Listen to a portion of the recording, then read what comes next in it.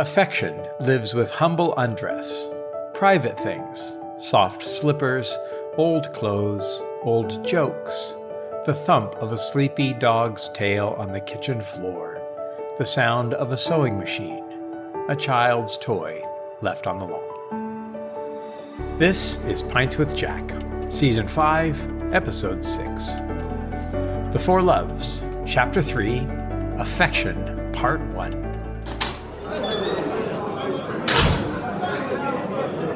Well, good morning, everyone.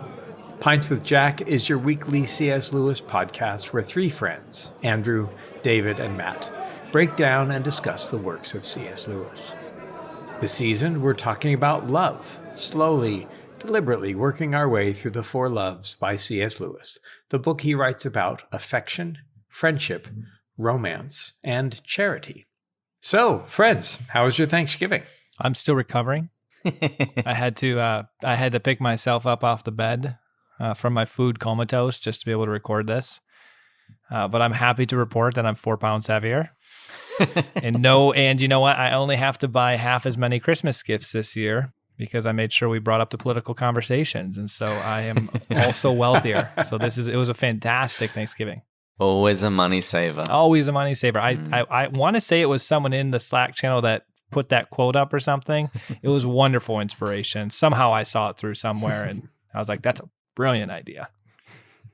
Yeah, it's great. How about you, David? Well, we had lots of family for Thanksgiving this year.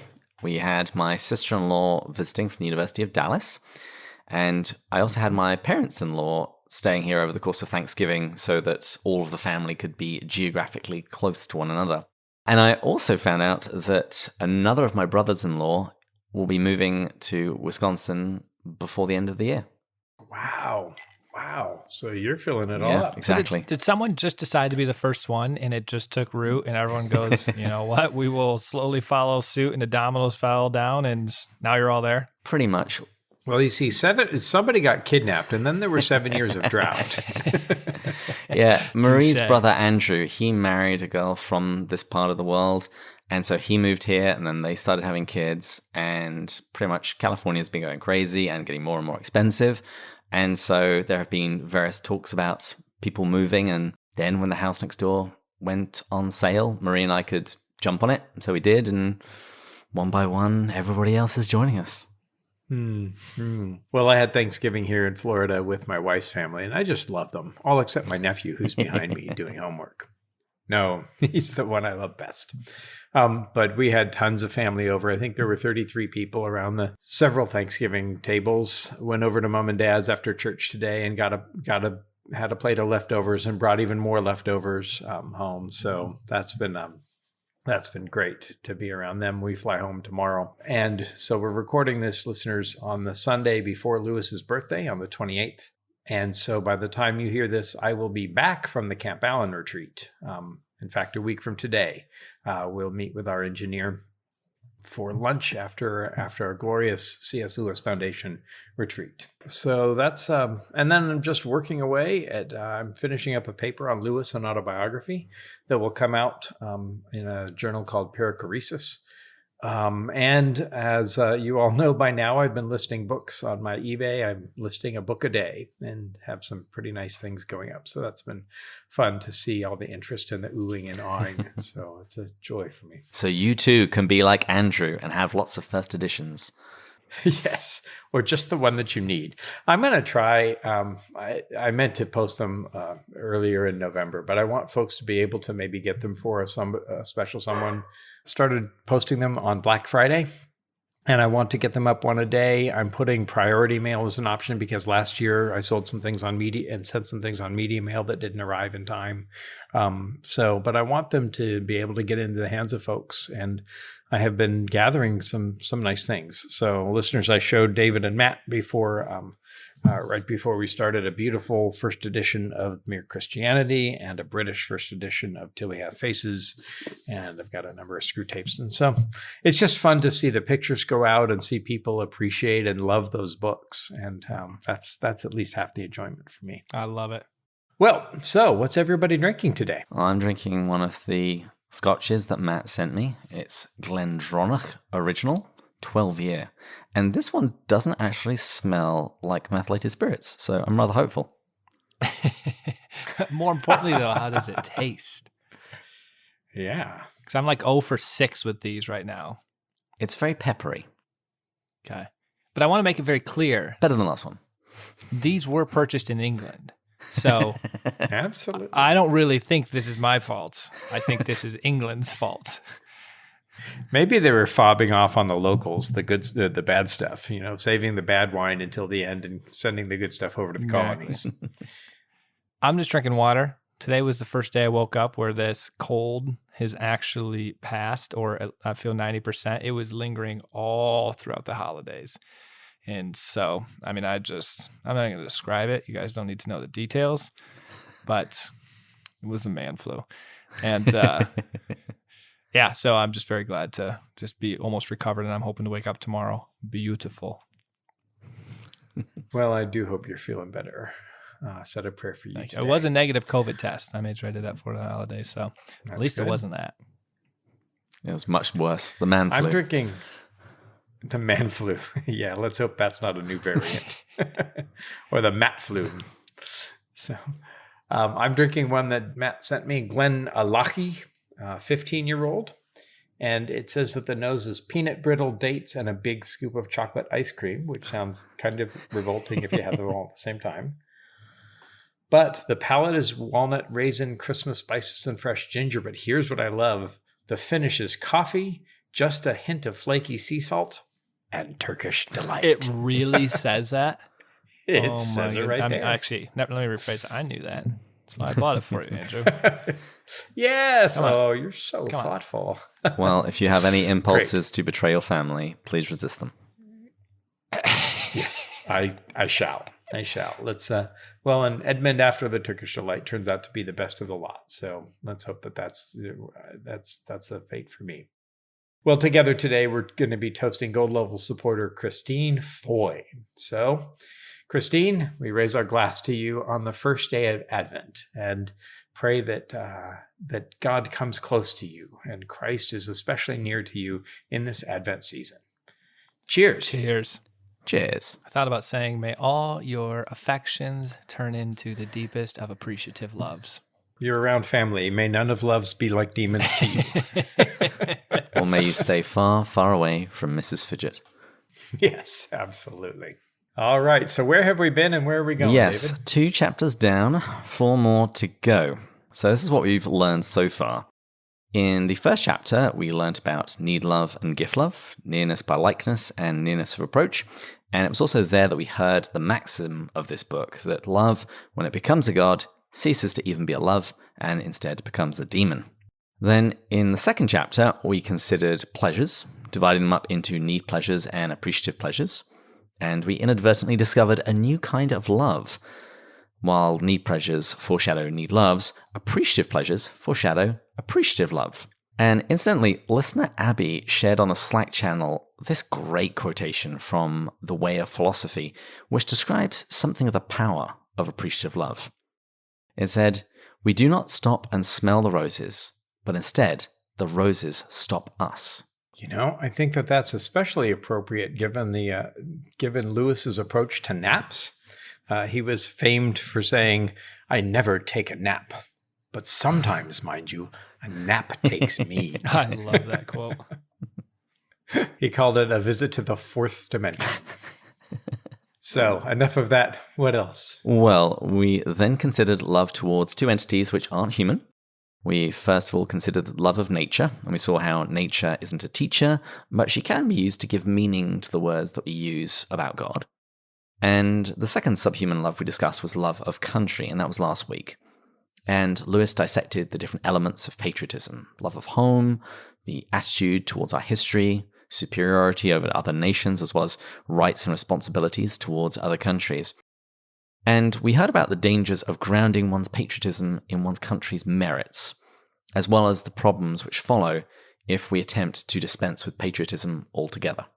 So as we do these recaps each week, I'm trying to compress the earlier material, so we say less and less, so it just reorients us, but at the same time that we still see the trajectory of Lewis's argument and the direction he's taking us in in this book. But anything to add before we begin chapter 3? No, bravo, my friend. I actually noticed you doing that. I'm like, oh, look at it. Succinct. And I was like, he's expanding on the last chapter a little bit more. Well played. Absolutely. No, and I love the distinction that we can't either dispense with patriotism nor depend too much on it. And although these chapters are always a kind of a rough slog for me, I think that it's really good to get me mentally into shape for what we're about to discuss. Yeah, I would second that. Just a little note for listeners. I mean, if the book, they're a little bit of a slog for myself as well, but I think they're really important to set this up. And so don't let this be like, okay, is every chapter like this? I'm so excited as we jump into affection and now dive into the main contents of this. Well, and grappling with Lewis and failing to understand is sometimes better intellectual training for me than just about anything else. Well, the fact that God wrestled with Jacob shows that he likes wrestling an awful lot. Well, and Lewis also said, and that's part of why I like the way that we can kind of question Lewis. And I mean, I'm the biggest Lewis apologist and defender that I know. But Lewis said to find an opponent in intellectual and literary things is almost to find a friend. And so I think that we honor him by engaging with him as best we can. You know, we love Lewis, but we don't always understand and we don't always agree. But that's how the Inklings were. They said that they went at it hammer and tongs when they got together. And so I wish I could have sat in on those good fights, but we'll have to suffice with this. Well, we're going to be reading chapter 3 over the course of 3 weeks. And here's my 100-word summary for the first part. Lewis defines affection as the love between parents and their children. However, due to its indiscriminate nature, many objects may be loved with affection. The main criterion is that the object must be familiar. Because of this familiarity, it is a love which grows unnoticed. It is also a love which can exist between those of different age, class, education, and even species. Although not an appreciative love, it creates a space to appreciate the objects of love in a new way. Finally, affection can exist either on its own or as a support to the other loves. Perfect. I can't wait to dive in. I've been looking forward to this chapter for a while. So let's discuss today's text. Yeah. Today we begin the first of the big four of the four loves.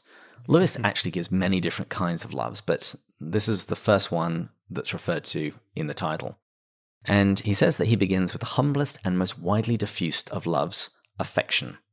And in comparison to the other loves, our experience of this love, he says it's most similar to that of the animals. However, he's very quick to point out that this doesn't mean that it's automatically of a lower value. He says nothing in man is either worse or better for being shared with the beasts.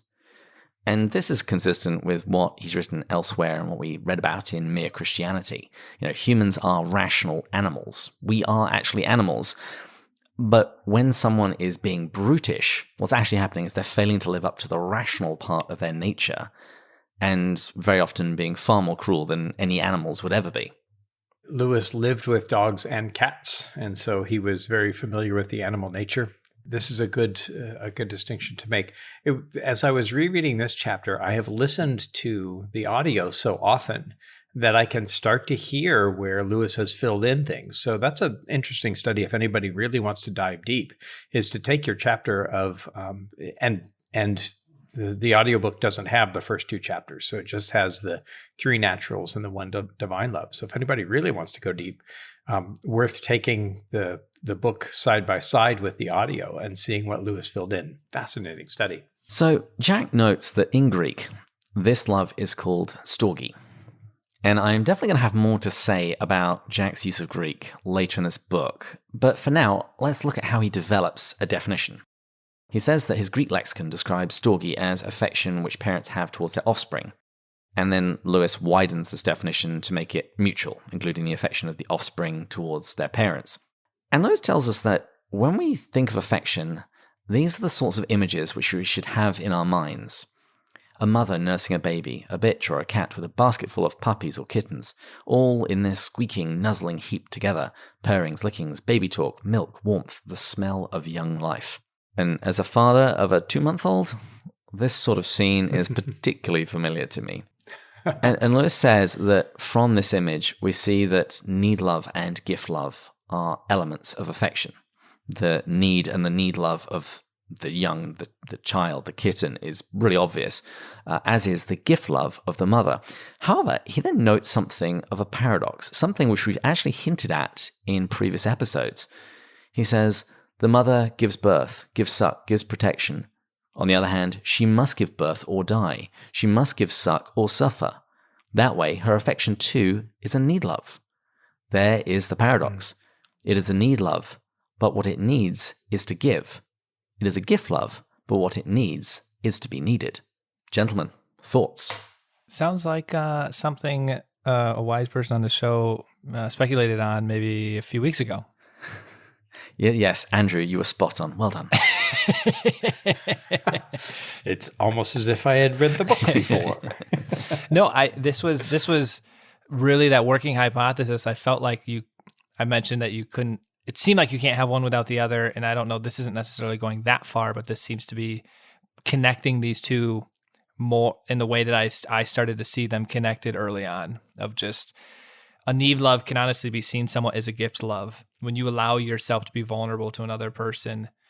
In the right sense, not in the truly needy sense of the word, but just allowing yourself. That's a gift to another person, to allow them to journey with you, and vice versa. And when you're giving, there's something you are sort of receiving, and it doesn't mean it in a selfish sense, but we all do need and desire to be helpful to other people. And we desire to love people, and we desire to be loved by people. And I think I really agree with this statement. And it brought things pretty full circle for me, at least on that hypothesis I threw out, I think episode 1 or maybe 2. I was thinking about this love. One of my nephews has he and his wife have had a baby, and he's a year old now. And he said, boy, the first few months were hard because the baby didn't have any personality. All it was need. It needed food, it needed sleep, it needed affection, it needed diapers changed. And he was wondering if he was going to be a good father. And the first time his baby son saw him kind of walk across the room and smiled at him, everything kind of clicked. And that's affection kind of doing its job. I mean, what he had for the baby was pretty much agape, right? Divine love that's all gift, that has no kind of necessarily emotional attachment. But they, I'm happy to say, have kind of nestled down into this lovely sort of affection that's grown. It's born out of those things, but then you become used to each other. And I think that the word familiar, if we think about it as being related to family, really kind of the familiarity of things and the comfort that familiarity brings. I know it can breed contempt, but familiarity can also breed a lot of solid pleasure in life. And on that subject, Alexander has started smiling much more over the last week or two, and he also now recognizes me. So when I poke my head over his bassinet, I get a big grin in the morning, because that's when he's in his best mood and has the most energy. Oh, that's good. I was hoping we hear Alexander's stories this chapter. He's an introvert. Well, I'm actually planning on interviewing him in the final week of this month, but we'll get to that later. Let's get on with the text, because next, Lewis extends the definition of storge far beyond that of just parents and children. And he says that the warmth and comfortableness of affection can be directed towards innumerable other objects. And he says that this can be done because affection isn't a very discriminating love. And he says, there are women for whom we can predict few wooers, and men who are likely to have few friends. They have nothing to offer. But almost anyone can become an object of affection. The ugly, the stupid, even the exasperating. There need be no apparent fitness between those whom it unites. It ignores the barriers of age, sex, class, and education. It ignores even the barriers of species. We see it not only between dog and man, but, more surprisingly, between dog and cat. And Lewis gives many examples of affection between unlikely characters in literature. And in the show notes, I'll have details as to who each of these are, because I had to look up quite a lot of them. But two of the better known ones are probably Don Quixote and Sancho Panza, the knight and his servant, as well as mole, rat, badger, and toad from The Wind in the Willows. But guys, what's the key criterion for an object in order to be able to receive this affection? Andrew, you mentioned it earlier. Well, I mean, I mentioned familiarity. I think of it also in terms of feeling a little nostalgia when you hear your high school fight song, even if you didn't have a particularly great experience in high school. I think I got this from Lewis when you have a party for a colleague who's leaving the company, who you've worked with for years. Even if you don't like that colleague at all, there's a sense of, oh, I'm never going to see this person again, right? It's the kind of thing when I teach it, I describe if you've ever been overseas in a country that spoke a language that you didn't speak, and then you heard English spoken, and you race over to the person just to speak your language, and you usually exchange contact information, and you never contact them again. It's better. It's great enough that they speak English. Better if they are from a place that you know. Better still from the same neighborhood or the same clan, and that's kind of how affection works. It's of a different quality as everything else. That's kind of how I think about it. It's this familiarity. We didn't choose each other. People in a family or in a country didn't choose each other, but we belong together because it's the kind of thing that develops geographically just to keep us from killing each other sometimes. It's kind of connected with patriotism from last week. It started at the home. This is how it joined together. Yeah, I was thinking about my time at Oxford in the sense that it was actually one of the toughest times for me, but it was also the time of the most growth for me. And so I have very rosy views from it because it changed my trajectory of my life in many ways, but it was also like the darkest period of my life. And despite being dark and tough in various moments, I have just a deep affection for the place because after being there for 9 months, you develop those certain pubs I went to. And when I went back there, I just had all the rosiest memories, even though if I'm being honest, there were some pretty dark memories there, but just to go sit in the pubs, I literally just repeated the stuff I did. I went to the different gardens and read books in the locations that I went to just because I was looking for the familiar. And I think probably actually coming out of a pandemic, I was craving the familiar a little bit more than anything too. And I moved to this new town and everything. And so it felt really great to be back there. And you're pointing out something that Lewis says, that we don't notice our affection growing. To notice that you have affection for something means that it's already been growing for a while. And the examples he gives are that of a child's attitude towards an old gardener, or a dog meeting new acquaintances who are trying their very best to be friends, but the dog is suspicious and growls, yet the old acquaintance that it's seen day in, day out, that's never paid any attention to it, it's excited. Chesterton talks about the slow maturing of old jokes, and it's not the fact that the jokes are good. It's the fact that we have told them together. It's why we remind each other of memories that are still fresh on our memories with our oldest of friends. That is not so much about the friendship, but the fact that we have traveled this journey together.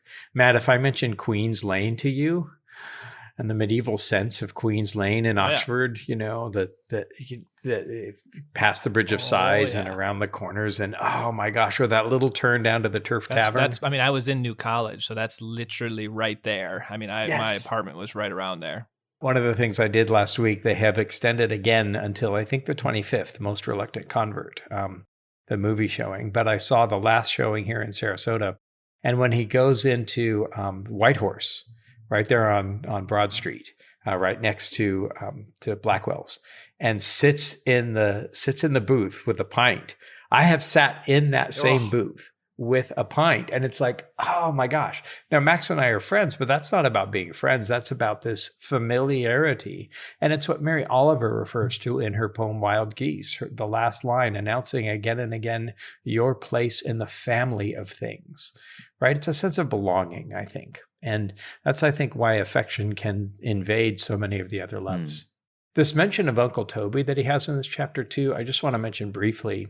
In February 1st, 1931, Lewis writes a letter to Arthur Greaves about two characters in Tristram Shandy, my father and old Toby. And Lewis says they never understand one another at all, but always love one another. It is the true picture of home life, far better than the modern nonsense in which affection is made to depend on mental affinities. And he distinguishes affection from friendship. So Lewis had the four loves in his mind as a framework as early as 1940 in a letter to Warney. But this distinction between affection and friendship goes back even 10 years earlier. And so Lewis had been thinking about these distinctions. I just find them so tremendously helpful to not demand my high school acquaintances to be friends, that friends are, friends share certain things, but to allow affection to be deep and rich, but also to have its borderlands, and to let myself off the hook for not making affection, familiarity go too far. Now, much like myself, affection is incredibly humble and modest. You're the humblest person, at least listeners. That's what David keeps telling us. I'm humbler than the rest of you and anyone else I know. But he says you can be proud of a friendship. I'm friends with so-and-so, or you can be proud of a romantic attachment. I remember a guy I went to university with, he came in one day and went, I have a girlfriend. I'm not sure if he's proud of his girlfriend or just not being single. I think it was probably both. But if he's listening, hi, Wiggy. Anyway, but he says that you don't have this sort of thing with affection. And he recounts a story. He says, once when I remarked on the affection quite often found between a cat and a dog, my friend replied, yes, but I bet no dog would ever confess it to the other dogs. And it's the same with human affection. It's nothing to brag about.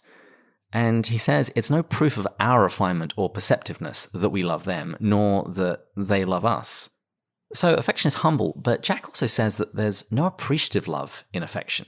We take it for granted, and he says we only tend to notice it when it's gone, due to death or absence.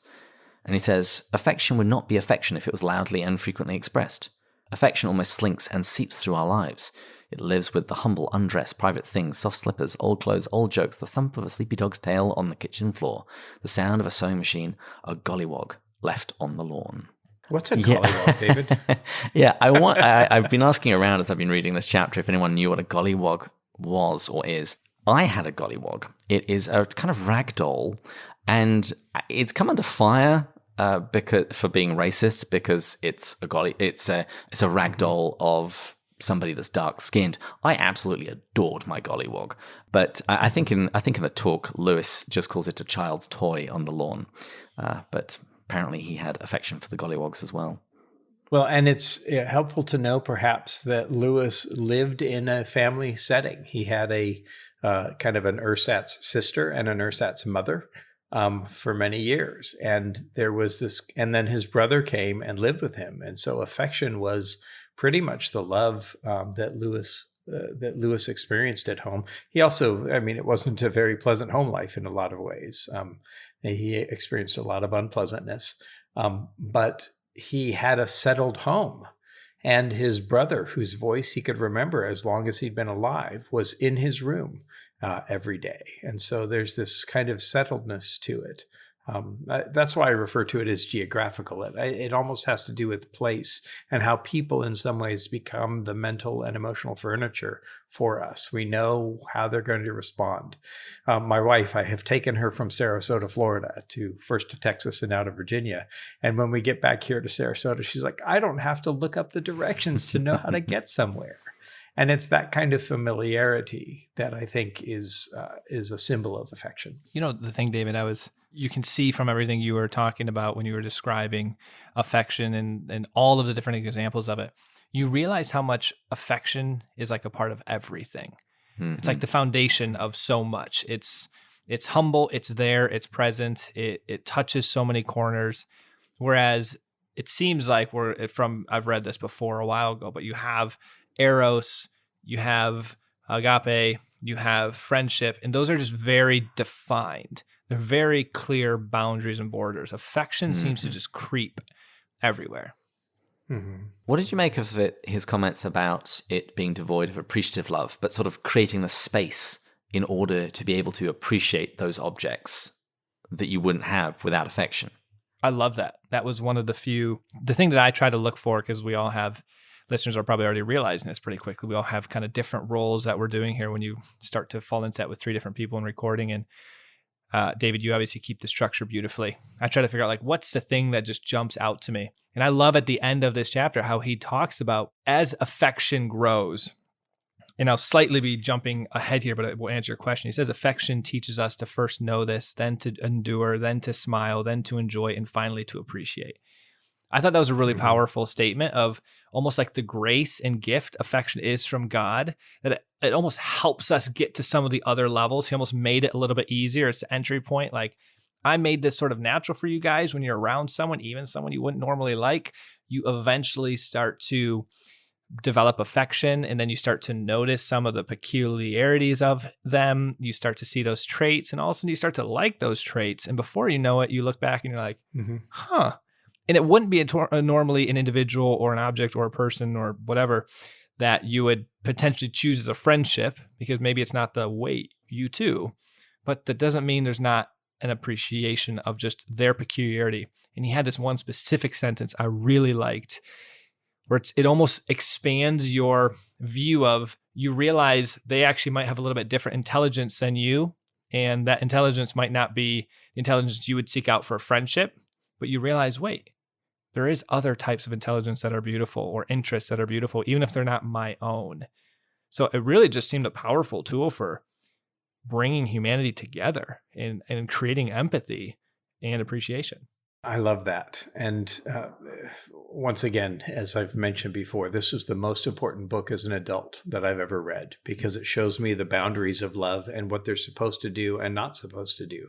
I don't know that I would wholeheartedly agree with affection as being devoid of appreciative love, but I think that appreciative love cannot and should not be expressed often in affection. I think we save it for times like funerals, right? Maybe birthdays, weddings, where you get up and give a toast and appreciate who they are for who they are. But too often, I think affection is busy with other things, and rightly so. I also think that I was thinking about this as you were talking, Matt. I was asking myself, what are ways that affection can become a demon? Ooh. And I think one of the ways is if you have friends or family members who say embarrassing things or who are awkward, and you look at another family member and you just roll your eyes, but you do it in a kind way, right? You're like, oh boy, there's them being them. Somebody who didn't know that person well and who hadn't spent years and seen how those, foibles form might be really offended by something that they say. And I'm not asking anybody to forgive the truly offensive, but those, just those kind of little awkward elbows that we stick out.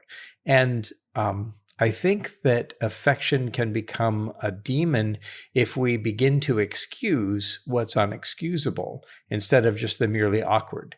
There are some rudenesses that happen amongst families sometimes, or amongst friends. But when my friends kind of do that stupid thing that they do, and I roll my eyes at them and then still care for them, I think that that's affection kind of growing along with them. It can go too far. And that's where I think, like to say my country, right or wrong, is an example of affection gone too far. I love and accept my country, even though it's got its warts and flaws.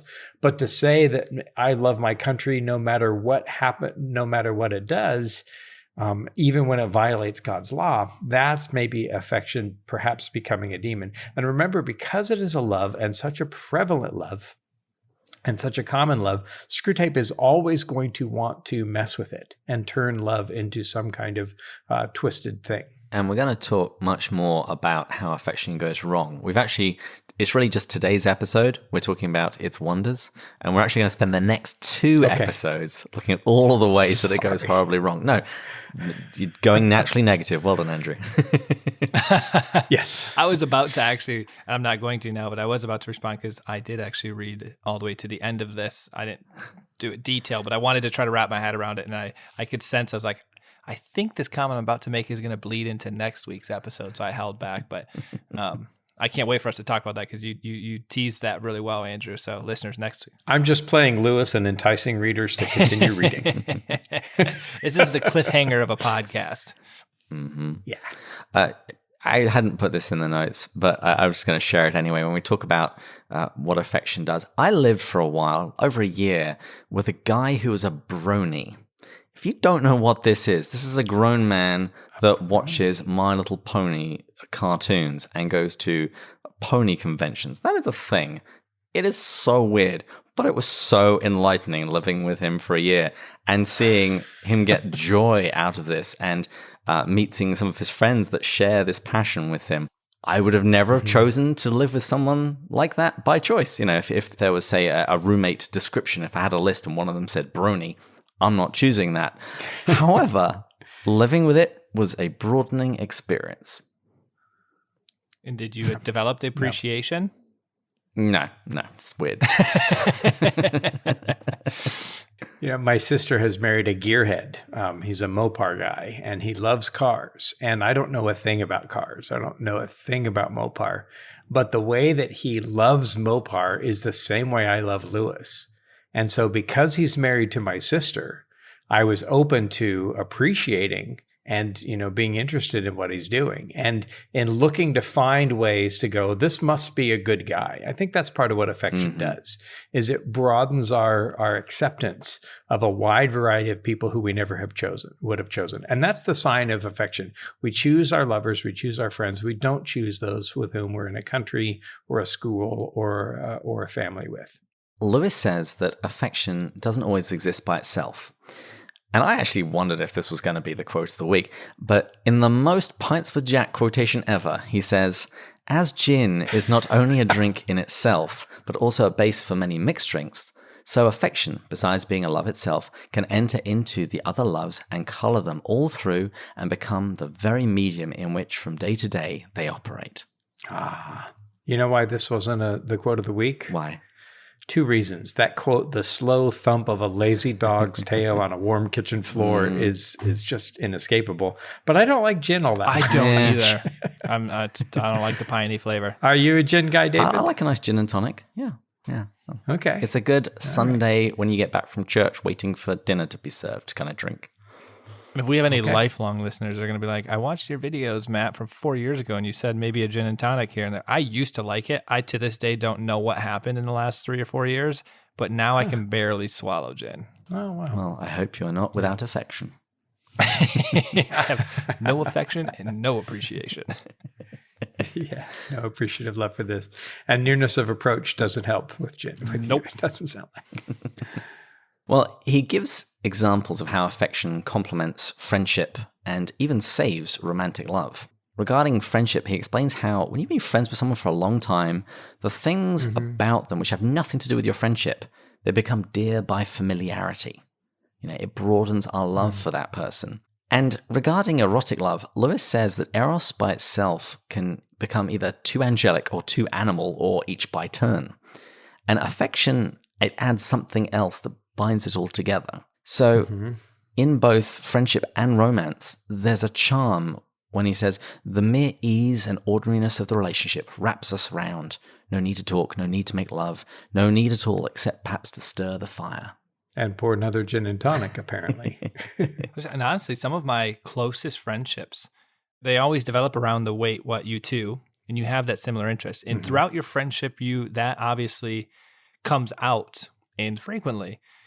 But if I look at my very close ones, the percentage of time spent around that wait, what, you too actually kind of starts to diminish, and you just sit into that affection. The need to even be forcing anything just goes away. And it's whether you're going out to dinner and you're just enjoying each other's company and you're not talking about big, deep life stuff, or sometimes you're talking about big, deep life stuff or whatever your shared interest is. It doesn't really matter. Earlier friendships, until that affection develops, they are more targeted around what it originally started with. And so until it broadens, there isn't quite that comfortability yet. I remember jumping in the car years ago. I was away at college in Chicago and came back to California for the holidays and was driving around with my best friend, Eddie. We had exactly this conversation. I said, do you think? And he said, nah, not right now. And I said, yeah, you're probably right. There were no nouns. And it wasn't about our friendship, but there was just such a long familiarity that had grown up between us that it almost didn't demand words. I think that Orwell's problem is that not only did she try to find out what Redival was at all interested in, friendship, right? What friendship is around interests. but she didn't even have or cultivate Storge with Redeval. And I think that, if you think of affection as this kind of permissiveness of awkwardness that you develop in those that you like, and that the opposite develops in those that you don't like. If somebody that I don't like is at all awkward, I'm quick to criticize and to think less of. And that's not true of affection. Affection kind of keeps us from doing that and allows the imperfections to come out. And that's why he calls it kind of humble undress. You're in your everyday clothes. And Orwell failed by not having that. But of course she failed. She didn't have a mother, which is the primary source of affection.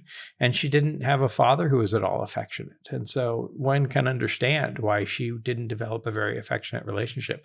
It's worth going back and rereading just about anything by Lewis now that we have this framework.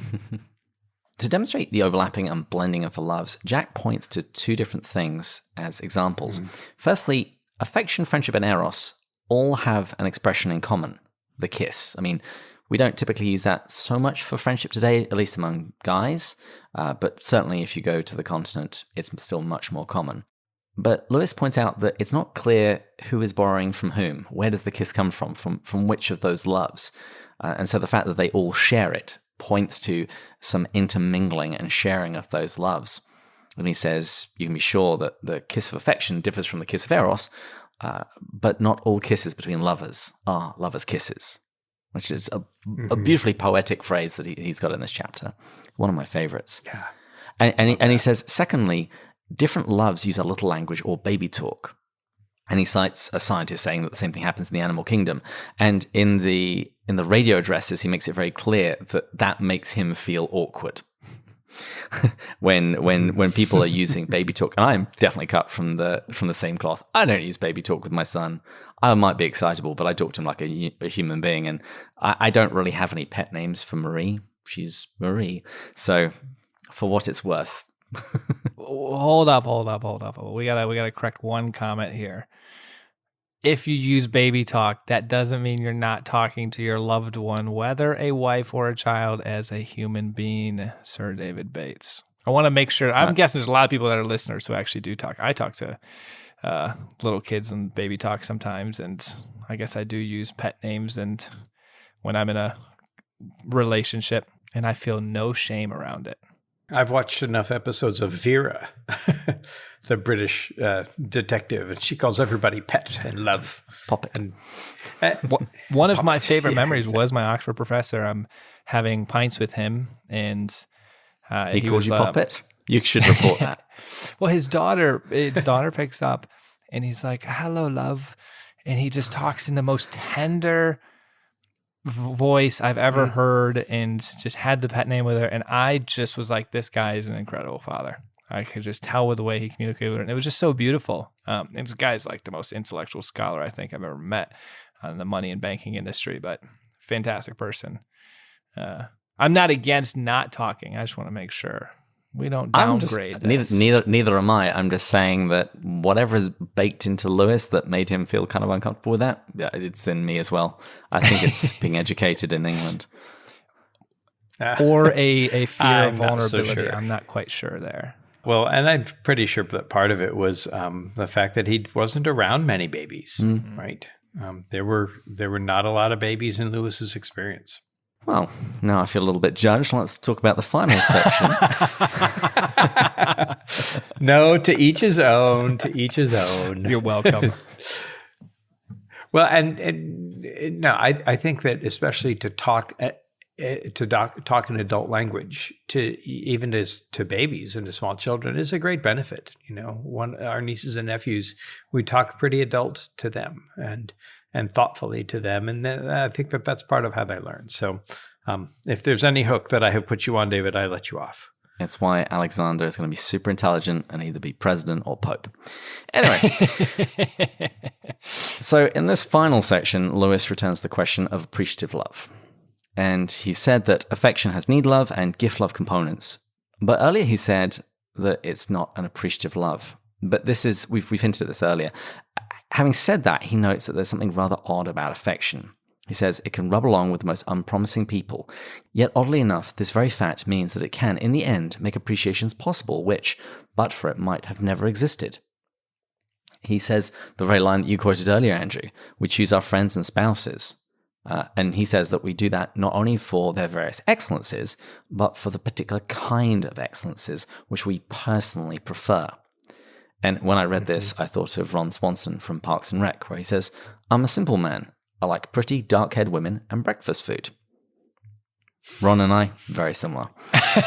And scotch. And scotch. But he says, we may have chosen our friends or our spouses for their various merits based on our tastes.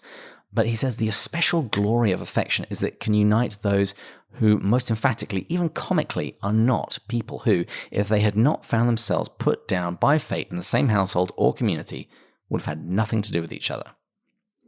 And what happens is, as affection grows, our eyes begin to open, and he says we begin getting beyond our own idiosyncrasies, learning to appreciate the goodness or the intelligence in themselves, not merely goodness or intelligence flavored and served to suit our own palate. Mm-hmm. And having lots of friends doesn't prove that you have a wide appreciation of human excellence.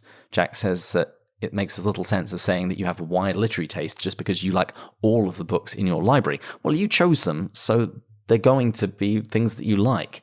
He says for literary tastes, if you can go to the bargain bin at your local secondhand bookstore and find something to interest you, then you might have a little bit of a wider taste. Well, and this goes back to something that he experienced with Arthur Greaves. And Lewis liked a particular kind of scenery and weather, and Arthur just liked scenery and weather. So when it was raining, Jack would complain, and Arthur would glory in it. But I'm miserable, damp, and cold. Yes, isn't it glorious? And relish the, revel in the quiddity of this miserableness and dampness, and this kind of idea of receiving whatever it is. And it reminds me of the Green Lady in Perelandra. Shall we not receive whatever it is that the Lord sends, that Maladil sends to us, right? And it's the attitude of the character on the Hrassa. Yeah, exactly. Shall I not receive what Maladil, blessed be he, sends to me? It's this kind of saying yes to life and being indiscriminate. And that's where it starts to become like agape, like unconditional love. When we're gathered around the throne with every tribe and nation, we won't have much in common with them, except that they are part of our family. And embracing those who are part of our family, even the human family, I think can widen us as people and help us to understand the wideness of the grace and the love of God. I say and proclaim, but I don't know if I really believe that God loves everybody as much as he loves me or Americans or people who love C.S. Lewis, or the people in my family. But of course he must. And so I think affection encourages us to broaden our acceptance of people regardless of what they bring to the table. I have the opposite problem, Andrew. I sometimes wonder if God loves me as much as he loves other people. I need to learn from you. Yeah. Well, and to me as a future priest, that's the great struggle. The struggle to really accept that God loves us, and then to respond to that incredible love by loving him in return and by loving everyone who comes my way. To me, that's the fountainhead and the juncture of everything. That's the cruciform nature of life, to receive God's love and to express the reception of that by loving him back and by loving others. And I have that same struggle, Matt. You just described one of my favorite books, Henry Nouwen, The Return of the Prodigal Son. That is that journey of the step one of The Return of the Prodigal Son is receiving the love of the Father. And I love Rembrandt's painting that's on the front of it. I actually am ordering it for Christmas for myself, a little canvas thing of it. But the book really focuses on, after that, once we've received that love and it transforms us, we're called to become the Father for others and to share that love. And I find the prodigal son story, it's never hit me as much as it has maybe in the last 6 or 12 months. There's just so much wisdom in that chapter of Luke. It's just incredible. So read that book, guys, and read Loved as I Am by Sister Miriam James. If you read Henry Nouwen's Return of the Prodigal Son and Sister Miriam James's Loved as I Am, your life won't be the same. My wife, her whole family have done a lot with the Myers-Briggs personality types. And she's fond of saying when she teaches, remember that Jesus is the center of all of the different personality types. And the closer that we get to him, the more of the different types we'll be able to embrace. And I think in the same way, the closer we get to Christ, the more we imitate him, the more that we will embody affection perfectly and not do it wrong. And the same thing with friendship and with eros and with, of course, divine love. And Andrew, we're listeners, we're going to be recording our first video happy hour and a ring session. We're not sure what we're going to call it yet, but we're going to do this afterwards. And Andrew, I want us to talk about this cruciform love a little bit. That was in my retreat. I love that term. We can bring that. So listeners, go check out our YouTube channel at some point in the future. David will know better when this is going to be released. It is a new thing we're doing. This is a plug right now for it. So looking at the time, we should probably wrap up today's episode. So I'm just going to end it by encouraging everyone to think about affection this week, to as Lewis says, have appreciation towards the cross-section of humanity whom you meet every day. And as he says, are they made for us? Thank God, no. They are themselves, odder than you could have believed, and worth far more than we guessed. Ah, perfect. Wow, what a way to end. Worth far more than we guessed. Well done, David. Good ending.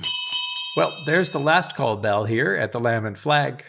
Thanks to all of our listeners, our Patreon supporters, and especially our top-tier supporters, my friend Bud, along with Shane and John, Kevin, Brian, Kay, Monique and Paul, Kimberly, Gillis, Gary, Stephen, Matt, Jeff, Kelly, Chris, John, Kate, Peter, David, and Rowdy. We thank God for you, especially in this week of Thanksgiving. If you'd like to be part of our video tribute to William O'Flaherty, and I heartily encourage you to do that. He is also a good friend for whom I have much affection. Please go to pintswithjack.com/misquote. Also, please visit our revamped website, pintswithjack.com. If for no other reason, David just put up a talk I gave years ago at St. Teresa's Catholic Church in Sugar Land, Texas, called Transformative Friendship, about the relationship between J.R.R. Tolkien and C.S. Lewis. Last of all, we encourage you, please, to join us next time. When we'll be going further up And further in. Cheers. Cheers. Cheers.